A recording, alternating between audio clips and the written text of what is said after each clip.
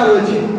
বড় বড় কথা বলি, সমস্যা হলে রাজনৈতিক দলকে ধুয়ে দেই, সরকারকে ধুয়ে দেই, বুদ্ধিজীবী শিক্ষক সবাইকে ধুয়ে দেই, নিজের জায়গা থেকে ঠিক হই না।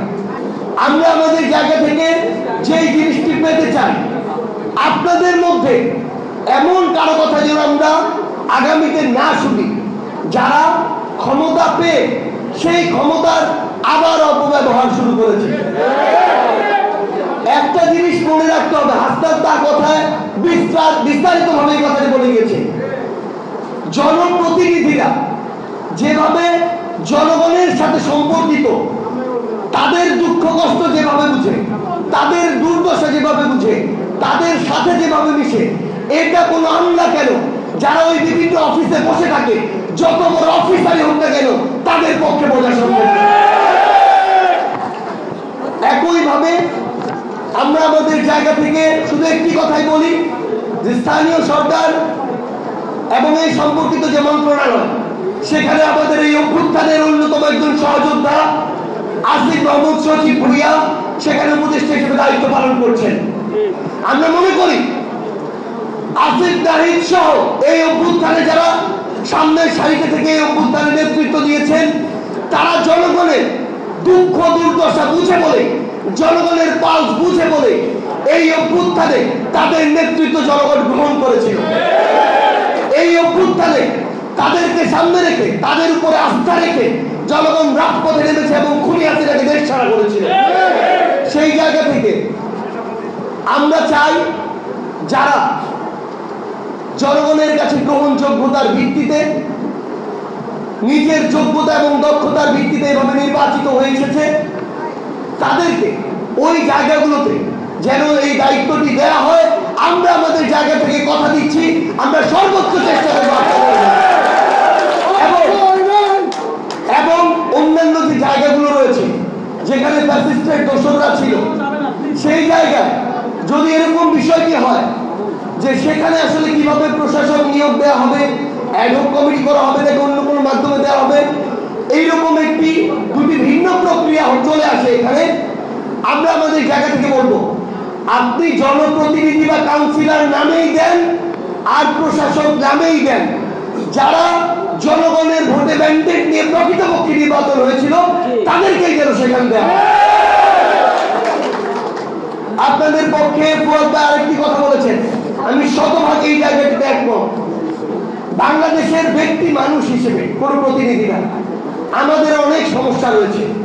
বড় বড় কথা বলি, সমস্যা হলে রাজনৈতিক দলকে ধুয়ে দেই, সরকারকে ধুয়ে দেই, বুদ্ধিজীবী শিক্ষক সবাইকে ধুয়ে দেই, নিজের জায়গা থেকে ঠিক হই না। আমরা বলি এই কাউন্সিলর কেন এই ব্যবসা করে টাকা দিচ্ছে, এই কাউন্সিলর এই জায়গায় টেন্ডার নিয়ে বিভিন্নভাবে চাঁদাবাজি করছে। একজন কাউন্সিলরের কাছে একজন ব্যক্তি হিসেবে আমার যে প্রত্যাশা, তার ওই জায়গায় 10, 20, 30, 50 হাজার মানুষের যে প্রত্যাশা, এই প্রত্যাশা পূরণ করতে ওই কাউন্সিলরের মাসে কত লাখ টাকা লাগে সেটা আপনার, এবং এই টাকাটা বৈধভাবে উপার্জনের যে পথ, সেই পথ আপনাদের তৈরি করে দেওয়ার জন্য কাজ করতে হবে। কেউ যদি অবৈধভাবে 1 টাকা উপার্জন করে আমরা তার বিপক্ষে দাঁড়াবো, কিন্তু আপনি বৈধভাবে উপার্জনের পথ যদি তাদেরকে না দেন, এটাও আপনাদের জায়গা থেকে সংকীর্ণ মানসিকতার পরিচয়।